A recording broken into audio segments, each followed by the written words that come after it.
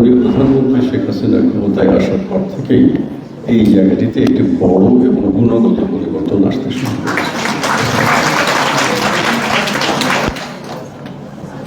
তার আগে যে এ নিয়ে কোনো কাজ হয়নি তা না, এখানে অনেক সংস্থা কাজ করেছে, অনেক সামাজিক আন্দোলনের নেতারা তারাই এসব নিয়ে অনেক কথা বলেছেন, মহিলারাও রাস্তায় নেমেছেন বিভিন্ন সময়।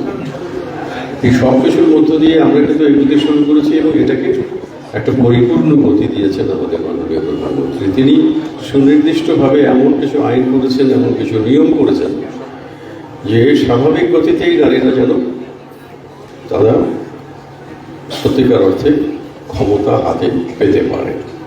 আজকে যদি আমরা বাংলাদেশের দিকে তাকাই, আমরা দেখব যে আজকে প্রশাসন থেকে শুরু করে বিচার বিভাগ থেকে শুরু করে সশস্ত্র বাহিনী বলুন, যে কোনো ক্ষেত্রেই পুলিশ বলুন, নারীরা কিন্তু নানানভাবে তাদের জায়গা করে নিচ্ছে এবং অনেক ক্ষেত্রেই পুরুষের সঙ্গে সমান প্রতিদ্বন্দ্বিতা করে তাদের যোগ্যতার কারণে।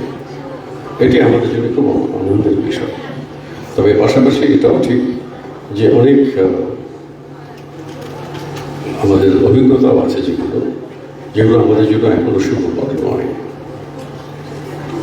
আমরা পুরুষরা, এটা বাস্তবতা, এখনো পুরুষ শাসিত সমাজ। আমরা পুরুষরা অন্তত বাড়িতে মুখে আমরা যতই বক্তৃতা দিই না কেন, আমার বাড়িতে আমি কতটুকু স্বাধীনতা দিই আমার স্ত্রীকে, বা তার স্বাধীনতা আমি উপলব্ধি করি, তার অধিকারের বিষয়টি, এটি নিয়ে আমার নিজেরও সন্দেহ আছে।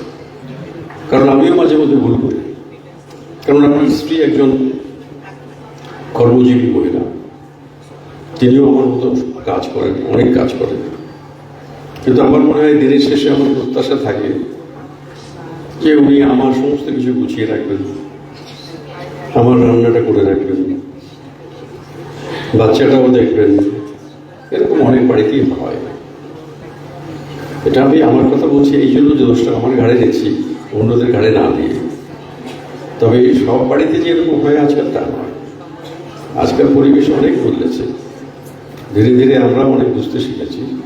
কিন্তু তারপরে যে নানান ঘটনাগুলো ঘটে সারা বাংলাদেশে, আজকে যে শিশু হত্যা, নারী ধর্ষণ, শিশু ধর্ষণ, এই ঘটনাগুলো তো ঘটছে নানানভাবে সমাজের বিভিন্ন পর্যায়ে, এবং এক ধরনের ধর্মান্ধতা আমাদের সমাজের রন্ধ্রে রন্ধ্রে প্রবেশ করবার অপচেষ্টা চালাচ্ছে। সেটার প্রতিফলন কিন্তু আমরা নানান জায়গায় দেখি। আমি একজন জনপ্রতিনিধি হিসেবে আমার অভিজ্ঞতাটা বলি যে আমরা যখন আমাদের নির্বাচনী এলাকায় যখন কোনো সাংস্কৃতিক প্রতিযোগিতা করি, দেখা যায় যে সেই প্রতিযোগিতায় যারা সংখ্যা গুরু সম্প্রদায়, তাদের অংশগ্রহণ তুলনামূলকভাবে কমে গেছে। এটা বাস্তবতা। এটার কারণ কিন্তু আমরা কেউ অনুসন্ধান করছি না, কিন্তু এটি ভয়াবহ একটি রূপ ধারণ করতে পারে। তো যারা আজকে অপরাজিতা, যাদের সামনে আসতে পেরে আমি নিজেকে ধন্য মনে করছি, তাদের দায়িত্ব কিন্তু শুধু জনপ্রতিনিধি হওয়ার মধ্যে সীমাবদ্ধ নয় বলে আমি বিশ্বাস করি। কারণ সমাজে যে ঘটনাগুলো ঘটে যাচ্ছে, যেগুলো আমাদের দেশের জন্য, সমাজের জন্য, আমাদের অস্তিত্বের জন্য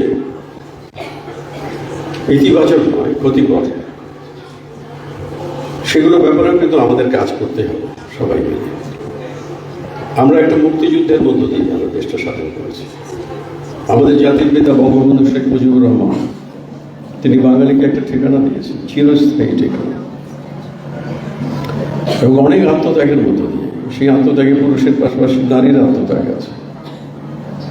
তো এত কষ্টের যে বাংলাদেশ, এত ত্যাগের যে বাংলাদেশ, এত রক্তের বিনিময়ে যে বাংলাদেশ, সেটি যে আদর্শের ভিত্তিতে গঠিত হয়েছিল, আমাদের বাঙালি জাতীয়তাবাদ, আমাদের অসাম্প্রদায়িক চেতনা, আমাদের মুক্তিযুদ্ধের মূল্যবোধ, এইসব কথাগুলো যে আমরা ব্যবহার করি, এগুলো তো শুধু কথার কথা নয়, এগুলোর জন্য মানুষ জীবন দিয়েছে এবং এটার জন্য আমরা এখনো লড়াই করছি। শুধু এই লড়াইটা কিন্তু চলছে। এই লড়াই জনপ্রতিনিধি হওয়ার পাশাপাশি সামাজিক শক্তি হিসেবে নিজেদের গড়ে তোলাটা খুব জরুরি মনে করি। এবং সেখানে শুধু নারীর উপরে সব দায়িত্ব তা আমি মনে করি না। নারী পুরুষের সমান দায়িত্ব আছে। আমরা পুরুষরা তো দায়িত্ব এড়িয়ে যেতে পারি, বা আমরাই নেতৃত্ব দেবো আর অন্যরা নারীরা আমাদের অনুসরণ করবে, সেটিও কাঙ্ক্ষিত নয়। সেই যুগ পাল্টে গেছে। এখন নারীরা আমাদের নেতৃত্ব দিচ্ছে। আমাদের মাননীয় প্রধানমন্ত্রী থেকে শুরু করে আমাদের মাননীয় স্পিকার, আমাদের সম্মানিত মাননীয় সংসদ সদস্যবৃন্দ, আমাদের সংসদের যিনি উপনেতা তিনিও একজন নারী। ইতিপূর্বে বিগত সংসদে বিরোধী দলের যিনি নেত্রী ছিলেন তিনিও একজন নারী। সব মিলে আমরা কিন্তু বলতে গেলে দেশটা নারী নেতৃত্বেই চলছে। কিন্তু নারী নেতৃত্বে চলার পরেও সেটার যে অভিঘাত সমাজের সর্বস্তরে যতখানি হওয়া দরকার ততখানি হয়নি, এবং নানান কারণেই হয়নি। সেগুলোর জন্য যথেষ্ট যুক্তিনিষ্ঠ কারণ আছে, এবং সেই কারণগুলো দূর করার জন্যই কিন্তু এই অপরাজিতাদের আজকে প্রশিক্ষণ দেওয়া হচ্ছে। বিভিন্ন সংস্থা, এখানে অন্তত পক্ষে 4টি সংস্থা জড়িত হয়েছে। এখানে সুইস এমবাসি তারাও সহযোগিতার হাত বাড়িয়েছেন। সবাই মিলে কিন্তু এই জায়গাটাতে কাজ করা একটা উদ্যোগ নেওয়া হয়েছে।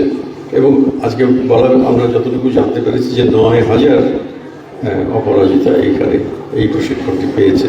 এবং তারা শুধু নিজেদের জনপ্রতিনিধি হিসেবে নিজেদের অধিকার প্রতিষ্ঠিত করার ব্যাপারটাই যে শুধু শিখেছে তা নয়, তারা সামাজিকভাবেও নানান সচেতনতা অর্জন করেছে।